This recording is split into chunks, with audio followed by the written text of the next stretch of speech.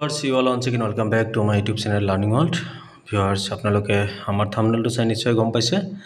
আজি আপোনালোকৰ সৈতে আলোচনা কৰিম লোকপিএল 2027ৰ কেইবাটাও গুৰুত্বপূৰ্ণ পইণ্টৰ ওপৰত। সো ভিডিঅ'টো চাই যদি ভাল পায় তেন্তে লাইক এটা নিশ্চয় কৰিব, লগতে আপোনাৰ বন্ধু বান্ধৱৰ লগত শ্বেয়াৰ কৰিব।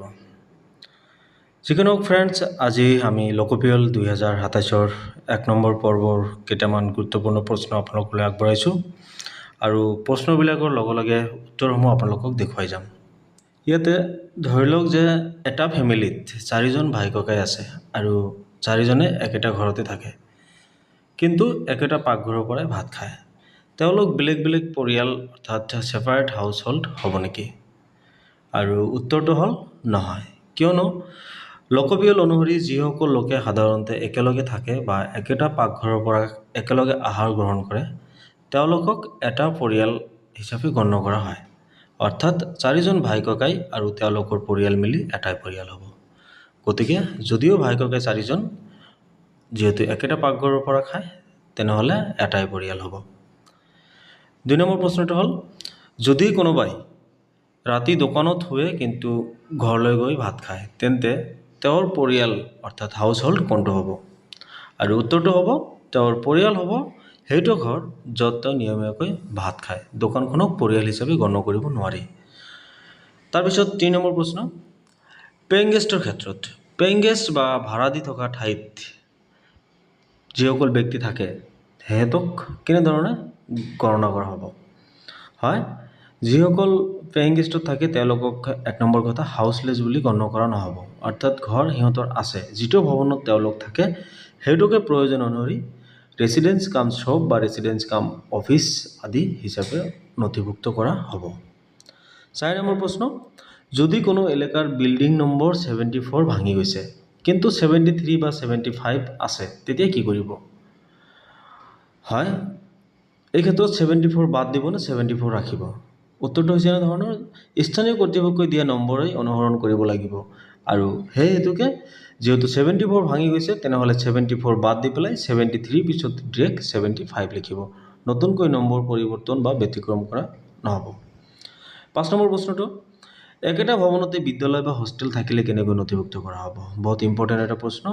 যদি একেটা ভৱনত বিদ্যালয় আৰু হোষ্টেল থাকে আৰু তাৰ প্ৰৱেশ পথ বেলেগ বেলেগ থাকে তেন্তে দুটা লোকপিএলৰ ঘৰ হ'ব।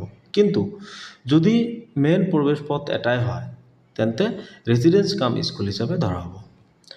নম্বৰ 6 প্ৰশ্নটো হ'ল, এটা পিজিত 60জন লোক থাকে, তাৰে 30জনে উমৈহতীয়া পাকঘৰত খায়, বাকী 30জনে নিজে ৰান্ধি খায়, তেনেহ'লে পৰিয়াল ইয়াতে কেনেকৈ গণ্য কৰা হ'ব? হয়, যেহেতু 60%ৰ ভিতৰত 30জনে উমৈহতীয়া পাকঘৰত খায় অৰ্থাৎ একেটা পাকঘৰত খায়, গতিকে এই 30জন মিলি এটা প্ৰতিষ্ঠানিক পৰিয়াল হ'ব অৰ্থাৎ ইনষ্টিটিউচনেল হাউচ হোল্ড হ'ব। আৰু বাকী 30জন যি আছে গোটেইকেইজনে যিহেতু ছেপাৰেটকৈ ৰান্ধি বাঢ়ি খায়, গতিকে সিহঁতক ছেপাৰেট পৰিয়াল হিচাপে গণ্য কৰা হ'ব।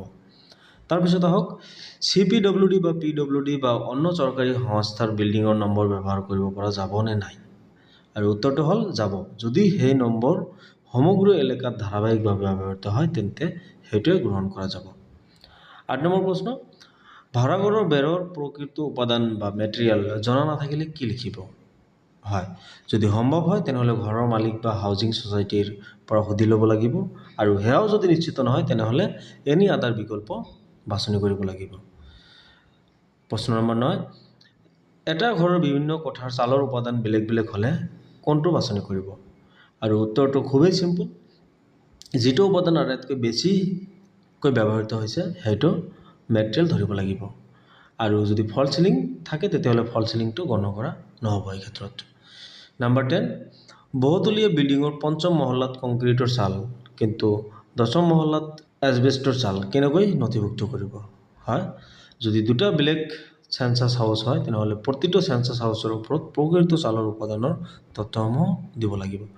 হয় ফ্ৰেণ্ডছ, আজিৰ এই 1 নম্বৰ পৰ্বত আমাৰ এই 10টা প্ৰশ্ন আছিল। কাইলৈ আকৌ এবাৰ দ্বিতীয় পৰ্বত আৰু 10টা প্ৰশ্ন এনেকুৱা ধৰণৰ ইম্পৰ্টেণ্ট প্ৰশ্নলৈ আপোনালোকৰ তাত আহিম।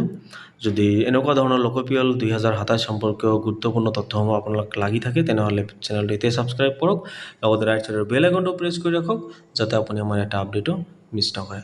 ফ্ৰেণ্ডছ, থেংক ইউ ফৰ ৱাচিং, বাই বাই।